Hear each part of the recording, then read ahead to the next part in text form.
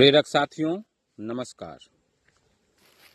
कल्पना कीजिए, उस पिता की छाती कितनी छलनी हुई होगी जिसने अदालत के सामने खड़े होकर अपने ही अंश, अपने ही जवान बेटे को मौत देने की गुहार लगाई हो। 13 साल कोई छोटी अवधि नहीं होती। इन 13 सालों तक एक पिता ने अपने बेटे की धड़कनों को मशीनों के भरोसे चलते देखा है। उसकी पथराई आंखों में झांक कर उस खामोश चीख को सुना है जो शायद हर पल यही कह रही थी, मुझे इस कैद से आजाद कर दो। जरा सोचिए, जब दवाएं हार जाए, जब दुआएं भी बोझ बन जाए और जब इंसान की हर सांस उसे जीवन नहीं बल्कि सिर्फ यातनाएं देने लगे, तब एक पिता क्या करे। आज बात देश के सर्वोच्च न्यायालय के उस ऐतिहासिक फैसले की होगी जिसने इच्छा मृत्यु यानी पैसिव यूथेनेसिया को अनुमति देकर न्याय की एक नई परिभाषा गढ़ी है। यह फैसला केवल पन्नों पर लिखा कोई कानून नहीं, बल्कि नियति और कर्म के चक्र का वह कड़वा सच है जिसे स्वीकार करने के लिए पहाड़ जैसा कलेजा होना चाहिए। हम अक्सर मानते हैं कि अपनों को किसी भी हाल में जिंदा रखना ही सबसे बड़ा प्रेम है, लेकिन जब शरीर केवल पीड़ा का घर बन जाए तो उस मोह को त्यागना ही सबसे बड़ा धर्म बन जाता है।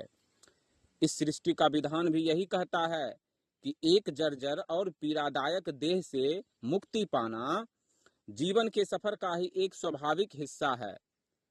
सुप्रीम कोर्ट ने उस पिता के आंसुओं की गहराई को समझा, जहां मौत किसी अपराध की तरह नहीं बल्कि एक परम शांति की तरह मांगी गई। यह फैसला बताता है कि सच्चा प्रेम केवल अपनों को बांध कर रखना नहीं बल्कि सही समय पर उन्हें उस अकल्पनीय वेदना से आजाद कर देना भी है।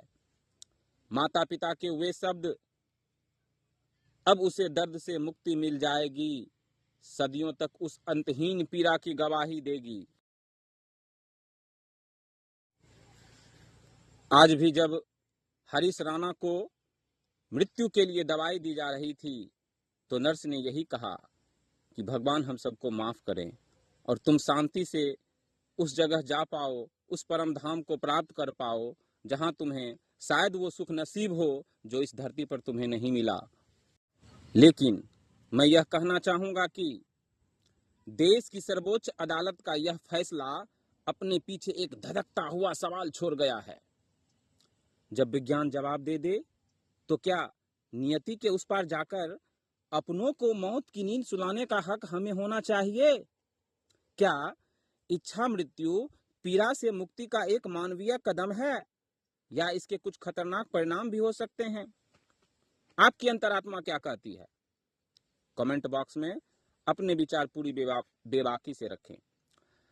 इस पीड़ा और इस ऐतिहासिक फैसले की गहराई को हर नागरिक तक पहुंचाने के लिए इस वीडियो को जन जन तक शेयर करें। और हाँ, ऐसी ही निर्भीक, सटीक और कूटनीतिक चर्चाओं के लिए अभी हमारे पेज से जुड़ें और बिहार एक नई इबारत पेज को फॉलो करें, लाइक करें, सब्सक्राइब करें। जय हिंद।